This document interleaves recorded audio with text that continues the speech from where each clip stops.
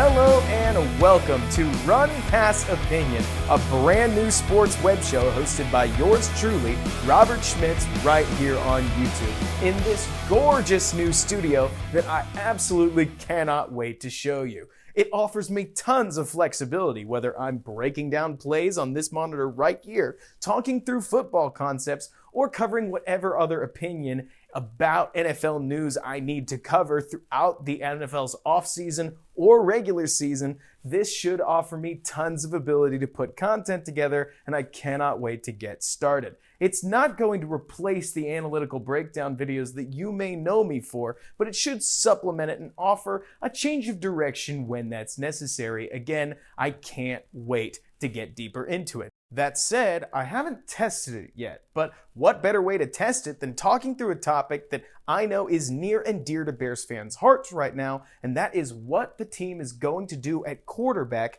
going into this 2020 season. You see, for those of you who don't know, Mitchell Trubisky, their current starter, number 2 overall pick in the 2017 draft, really struggled in 2019 following a 2018 season that most would describe as average at worst. In fact, air net yards per attempt, one of my favorite metrics for quarterbacks, actually said that Trubisky, out of 32 quarterbacks, was 16th. So average is a great word for it, and it showed tons of promise for a 2019 season that many, including myself, expected to be an explosive one. That is not what we got, unless by explosive you mean destructive, because he fell from that 16th region way lower down into the 30s, in fact coming in at last in yards per attempt based on qualifying starting quarterbacks. So with that in mind, of course, the Bears, who've built quite a good defense, are going to want to make sure that they have a backup plan in place just in case Trubisky doesn't rise to the occasion in 2020. This is very similar, if you need a comparison, to what the Tennessee Titans did, buoying Marcus Mariota, also a number 2 pick, coincidentally, with Ryan Tannehill. And they were rewarded for that strategy with a nice deep playoff run that I'm sure everyone in Chicago, again myself included, would love to see. But of course, saying that you're going to bring in competition doesn't fix the issue. You have to make sure that the competition that you bring in is correct. And I have heard tons of names thrown around as far as who the Bears should look to acquire.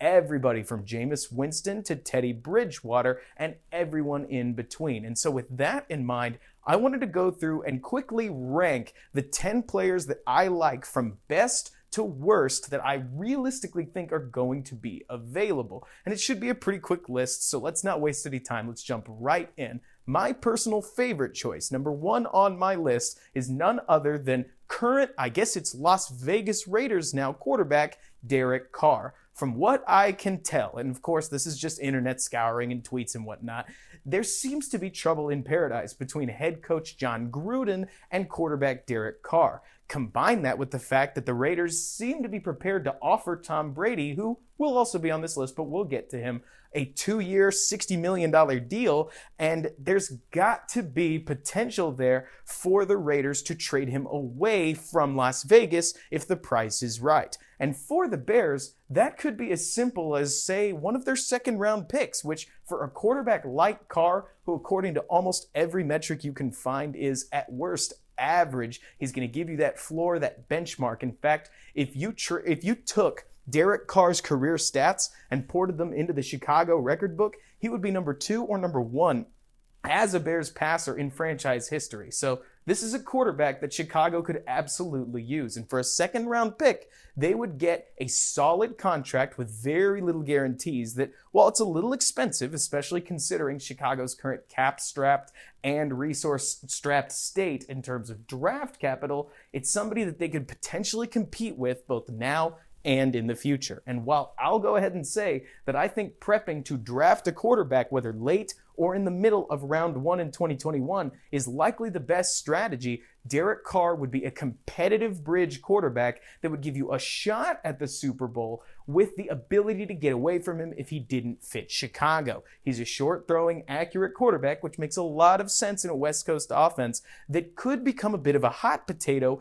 if Gruden and the Las Vegas Raiders make a change at quarterback. With that in mind, should the stars align and he doesn't get too expensive in a trade situation, situation, he would easily be my number 1 pick. And number 2 on my list is a name that not a lot of Chicago fans are going to get excited about, but even so, it is the most realistic. It is, of course, Andy Dalton. And while he's still currently a Cincinnati Bengal, it wouldn't surprise me if that's going to be somewhat short-lived because they have the number 1 overall pick, and there's almost no doubt in anybody's mind, certainly not mine, that they're going to use it to take a quarterback. With that in mind, if they do, Dalton becomes, again, a hot potato. And whether he's traded or cut, I think he could end up on the Bears for, at maximum, a 7th round pick, assuming they ate some salary, being paid somewhere between $8 and $15 million of the Bears' salary cap. He would give you a floor in quarterbacking. And what this would mean is that Chicago would be able to go into 2020 saying,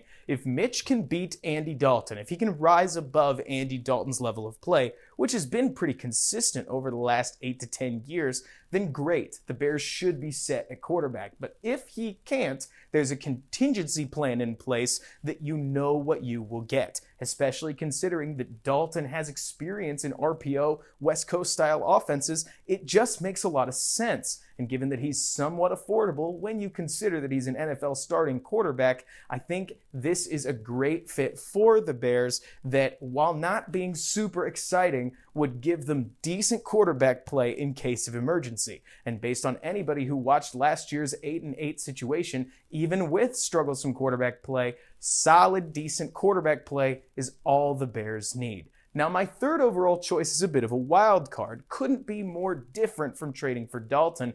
I am talking about trading, in this case, for Josh Rosen. And I should say signing Dalton. That's key because free agency signing's much better for the Bears than a trade. But with Rosen, the neat thing is it's all about his price. His contract is cheap and his value couldn't be lower. And we're talking about a 2018 first-round pick that was in the first round for a good reason. He flashed plenty of talent at UCLA. And if you watch through some of his Dolphins tape, you'll see really nice throws. Now, as you can tell from both Arizona and Miami in this case, people are bailing on him, and a lot of reason for that, in my opinion, is because he has shown that he's not somebody that can carry a team on his back, quite like, say, Pat Mahomes or Deshaun Watson, just to name 2. But in the right system, he's certainly got arm talent. He seems to be a smart kid. He could flourish with proper weapons around him. Could being the operative word. If the Bears could pay what is basically backup price, a 5th or a 6th round pick to acquire him, that would be awesome. And then you would have Rosen and Trubisky competing in a quarterback-friendly system with quarterback-heavy staff in Bill Lazor, Dave Rangone, John DeFilippo, and Matt Nagy that should ideally be able to make a franchise quarterback out of one of the 2.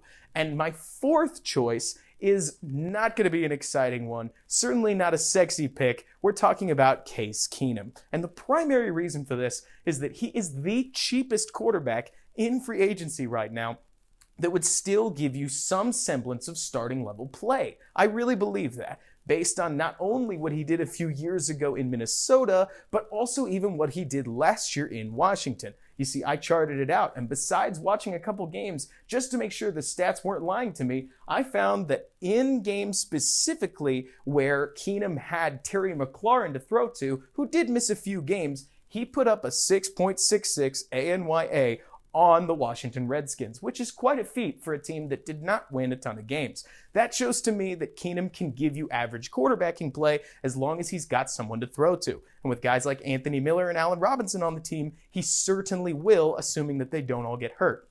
And goodness knows we don't want that. For the price of less than $5 million, I think that's a solid option. He's 4th for a reason. He's certainly not my choice, but he would be your classic build a bridge to that 2021 draft pick and potentially compete, very similar to the Vikings run he had a couple years ago, while you're there. Now, those are my first 4 choices, and you can probably tell that they're pretty risk averse. Very few of those would leave you with too much baggage going into 2021 if things didn't work out, and would allow you to make another pick. And I want to get into 3 more guys that are riskier for sure, but they could pay off. They could also hurt the franchise long term, which is why they're this far down on this list. Number 5, I've got Cam Newton. Big contract, big injury history, and while he was super cam only a few years ago, that was before he had 2 surgeries. That certainly worries me, and if he could get back to that healthy state, that would be awesome. But I don't know if you can guarantee that, not to mention he will probably take a trade to acquire, partially because of name brand and partially because Carolina is going to look to see what they can get for him. If he's cut and he's a free agent, we're talking a different story depending on the price. But at the moment, he's got to be number 5 for me. And number 6 is Tom Brady. And Tom in the system might work. It really might. He's a West Coast style quarterback, distributes the ball well. The trouble is he's in a race with Father Time, and Father Time never loses. It's just a matter of, you guessed it, time. Not to mention, reportedly speaking, Tom Brady is off asking for $30-ish million, maybe more, and that's pretty much the Bears' entire salary cap, which would take away their ability to sign a right guard or a tight end. Tom would fit in a dream scenario, but I just don't think the money works. That's why I have him at 6. And at 7, I have Teddy Bridgewater,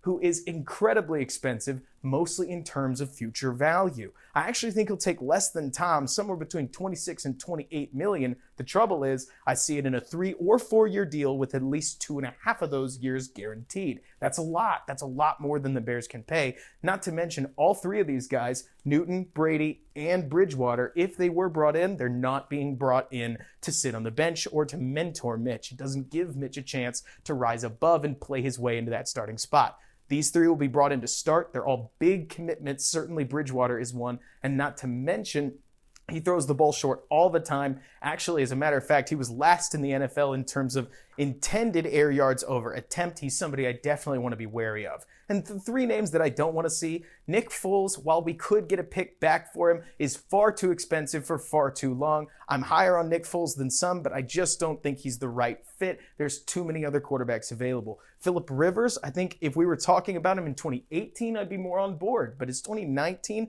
looked hazy. Father Time seems to be winning his race much more than he is with Brady. He's somebody that, considering he'll be very expensive in free agency, at least $20 million, probably closer to 25, I don't think he fits on the Bears right now. And finally, Alex Smith. Alex Smith is a guy that if we were talking about a healthy quarterback in Alex Smith, I'd be much more excited about him. In fact, if you take a look at the board right here, you'll see that Derek Carr, my number 1, is eerily similar to Smith was before and during his 2017 season, all data per Jonathan Wood. The trouble is that Smith has had 17 surgeries on that leg, and I don't like that, especially as an analyst. I think that there's a very good chance Smith isn't going to be ready to play in 2020, and so if you took on his contract that will pay him at that Carr-Newton rate, that's expensive, and you need that guy to at least be able to play. I don't know if he will be, and even if he is, I don't know if he can mentally return to the form that he was in oh so many years ago. And that's my list. I'm curious to hear what you think. Would you move any of the guys that I have low up? Would you move any of the guys that I have up high down? I'm very curious. I'd also love to know what you think of the new format and the new studio. I'm excited about it, and I can't wait to make more content for you. If you like this video, be sure to like it and subscribe to the channel for more content just like this from all around the NFL. And until next time, folks, thank you so much for watching. Bear down, and thanks so much for bearing with me.